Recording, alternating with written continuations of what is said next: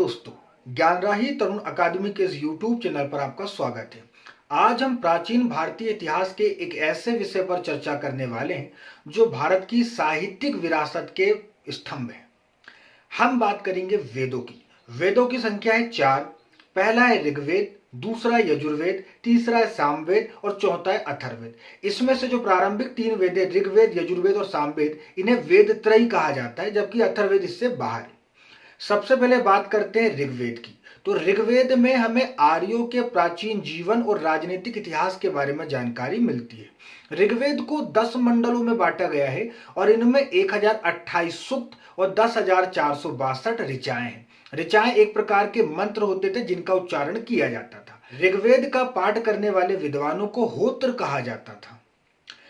ऋग्वेद के 10 मंडलों में 3 मंडलों की जानकारी आपको एग्जाम के पॉइंट ऑफ व्यू से होना बहुत जरूरी है। ऋग्वेद का जो तीसरा मंडल है उसमें गायत्री मंत्र का उल्लेख मिलता है जो सूर्य देवता सावित्र को समर्पित था, जबकि 9वें मंडल में सोम देवता के बारे में जानकारी मिलती है और 10वां मंडल सबसे इंपॉर्टेंट है क्योंकि 10वें मंडल को कहा जाता है पुरुष सूक्त और इसमें हमें 4 वर्णों की जानकारी मिलती है, ब्राह्मण, क्षत्रिय, वैश्य और शूद्र। और इस प्रकार वर्ण व्यवस्था की जानकारी देने वाला प्राचीनतम साक्ष्य माना जाता है ऋग्वेद का 10वां मंडल यानी पुरुष सूक्त। ऋग्वेद का एक 8वां मंडल है जिसकी हस्तलिखित ऋचाओं को खिल कहा जाता है। ऋग्वेद का काल 1500 से 1000 ईसा पूर्व के बीच माना जाता है और ऋग्वेद में जो सबसे प्रसिद्ध देवता थे वो थे इंद्र। उनका ऋग्वेद में 250 बार उल्लेख है। उसके बाद देवताओं और मनुष्यों के बीच मध्यस्थ के रूप में जिक्र मिलता है अग्निदेव का। उनका ऋग्वेद में 200 बार उल्लेख किया गया है।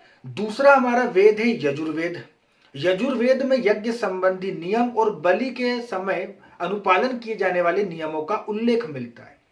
यजुर्वेद का पाठ करने वाले विद्वानों को अथर्वयु कहा जाता था और यजुर्वेद एक ऐसा वेद है जो गद्य और पद्य दोनों में मिलता है। आधुनिक साहित्य में ऐसे काव्य को जिसमें गद्य और पद्य दोनों का समावेश हो उसे चंपू काव्य कहा जाता है।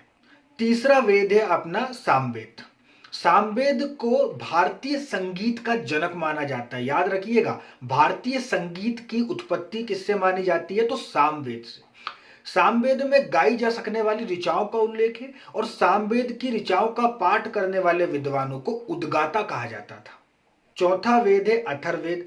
अथर्ववेद की विषय वस्तु में जादू, टोना, वशीकरण, प्रेम, विवाह इत्यादि विषयों का उल्लेख होने के कारण इसे समाज में वैसा स्थान प्राप्त नहीं था जैसे बाकी 3 वेदों को था। अथर्ववेद में सबसे लोकप्रिय देवता माने जाते हैं प्रजापति और सभा और समिति का उल्लेख मिलता है अथर्ववेद में जिन्हें प्रजापति की पूजा जाता है। दोस्तों, ये था वेदों का संक्षिप्त परिचय। वीडियो को पूरा देखने के लिए धन्यवाद।